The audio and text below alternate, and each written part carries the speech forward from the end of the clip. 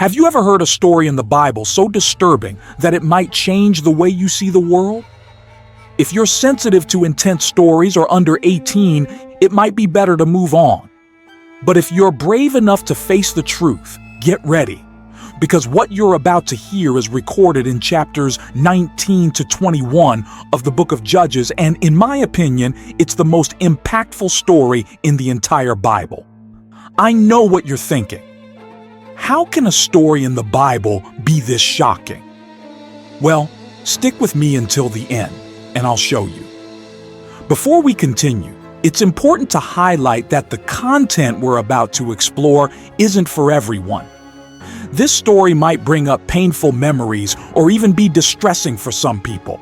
If you consider yourself sensitive or aren't ready to face something so dark, I recommend stopping here. But if you're ready to understand the depth of this narrative, let's dive deep. The story begins with a Levite who lived in the mountains of Ephraim in northern Israel. He had taken a concubine from Bethlehem in the south. Now, understand this. While the Levite lived in the north, his concubine lived in the south, in Bethlehem. One day, the woman for some reason betrayed the Levite, abandoned him, and went to her father's house where she stayed for 4 months. The Levite, trying to restore the relationship, decided to go to Bethlehem, crossing the mountains to retrieve his wife and bring back peace. The woman's father, with generous hospitality, received him and, for days, persuaded him to stay one more night. The Levite tried to leave, but the father insisted they remain, until he finally gave in. Now, imagine what happens next. Tragedy is about to unfold in an unimaginable way. During the return journey, as night was falling, the Levite and his wife approached Jebus, but the Levite refused the servant's suggestion to stay there. Jebus was a foreign city, so the Levite decided to continue on to Gibeah. By nightfall, in Gibeah, the story takes a dark and unexpected turn. That night, none of the inhabitants of the city offered shelter to the Levite and his concubine. This is strange because, in Israel's culture, hospitality was a fundamental value. Then an elderly man appeared and, seeing the travelers' plight, welcomed them into his house. He invited them in, offering refuge. Up to this point, everything seemed calm, but suddenly, the story takes an even more disturbing turn. Wicked men from the city surrounded the elderly man's house, demanding that he hand over his guest so they could abuse him. The elderly man tried to prevent this atrocity by offering his own virgin daughter and the Levite's concubine, but the men were relentless. They didn't want the women, they wanted the man. And what happened next is absolutely shocking. Are you ready to know what occurred?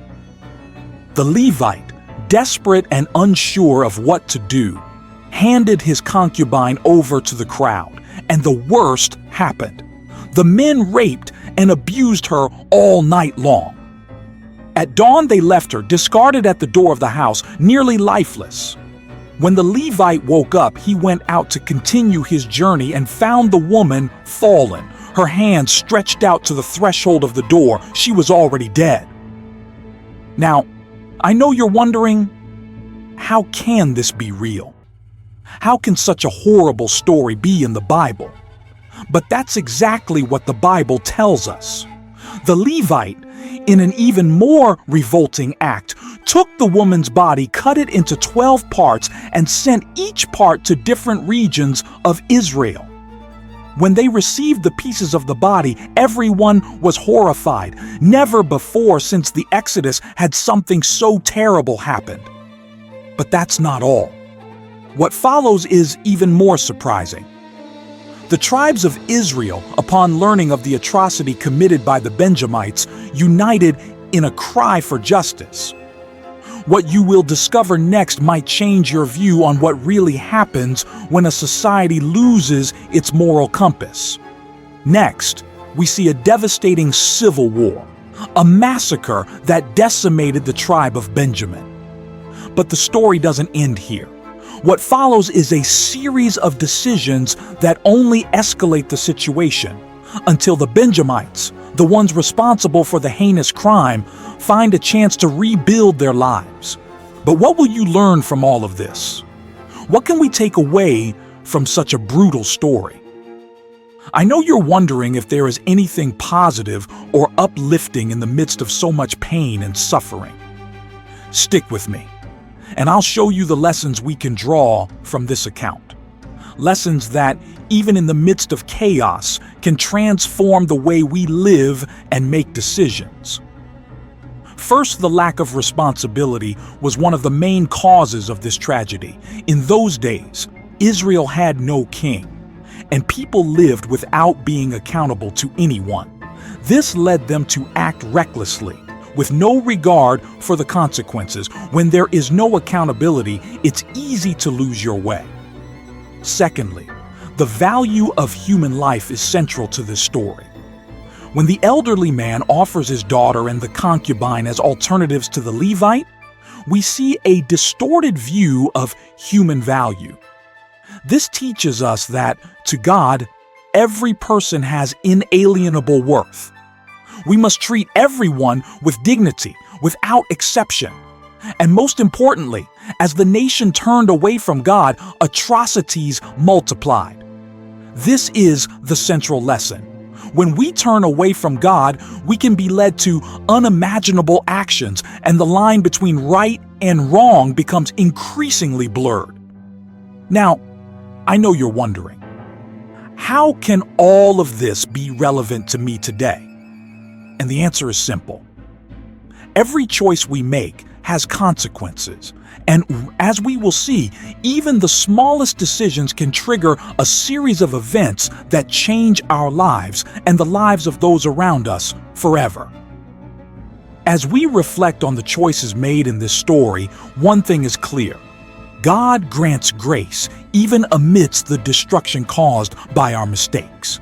Even after so much death and destruction, the Benjamites were given a new chance to rebuild. This teaches us about God's grace, but also about the consequences that continue to follow us, even when mercy is offered. Are you ready to reflect on this? Because this story is not just about what happened to them. It's about what could happen to us if we don't make the right choices. And now, the question remains. What will you do with the lessons we've just learned? How will you apply this in your life? In the end, the book of Judges teaches us a powerful lesson. In those days, there was no king in Israel. Everyone did what was right in their own eyes. And that sentence sums it all up. Without leadership, without responsibility, without the fear of God, everything falls apart. So what will you do with the decisions you're making right now? Are they bringing you closer to God or pushing you further away? Keep this in mind as you continue your journey. The choices you make today can shape tomorrow. The story of Israel is a reminder that the lack of leadership, the absence of responsibility, and turning away from God can lead to unimaginable tragedies.